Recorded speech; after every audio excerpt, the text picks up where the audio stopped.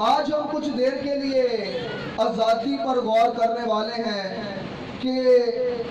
یہ کس آزادی کی بات کر رہا ہے، کیسی آزادی کی بات کر رہا ہے۔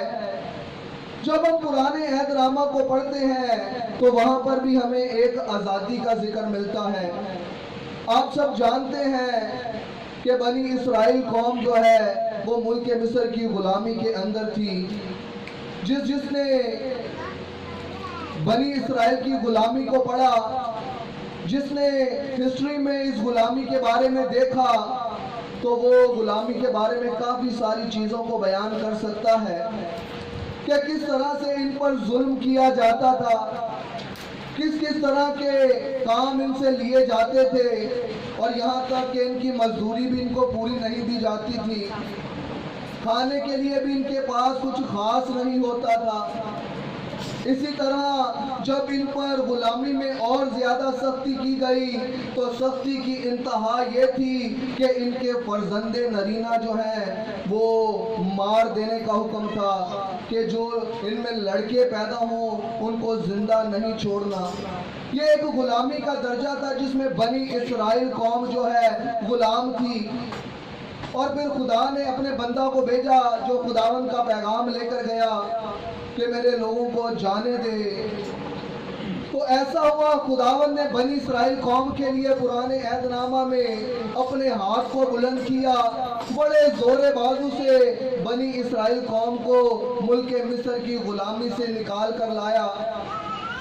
اور ذکر ملتا ہے وہاں پر خدا نے بڑے ہی عجیب جو ہے وہ کام دکھائے، بڑے عجائب وہاں پر ملک مصر کے اندر نظر آئے جو اس سے پہلے کبھی نہیں دیکھے گئے، اس کے بعد کبھی نہیں دیکھے گئے۔ ایک کا ذکر کرنا چاہوں گا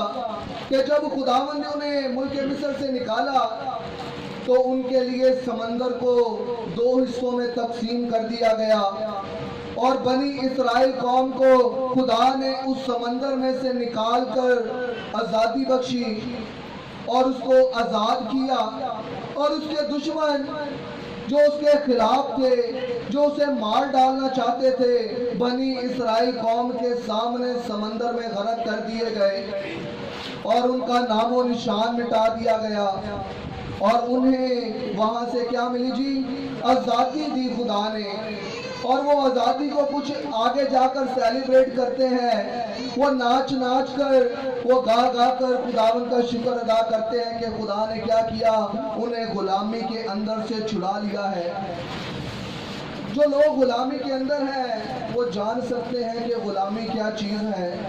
یا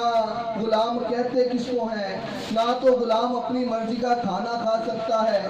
نہ اپنی مرضی کی جگہ پر رہ سکتا ہے، نہ اپنی مرضی کا کپڑا پہن سکتا ہے، اور غلام کی زندگی اپنی زندگی نہیں ہوتی بلکہ جس کی وہ غلامی کر رہا ہوتا ہے وہ اس کے جیسی زندگی بسر کرتا ہے، اس کے کہنے پر اپنی زندگی کو بسر کرتا ہے، اسے کوئی فرق نہیں پڑتا کیونکہ اس نے اسے خریدا ہوتا ہے، مول لیا ہوتا ہے۔ تو بنی اسرائیل ایسی غلامی کے اندر جو ہے وہ اپنی زندگی کو بسر کر رہی تھی۔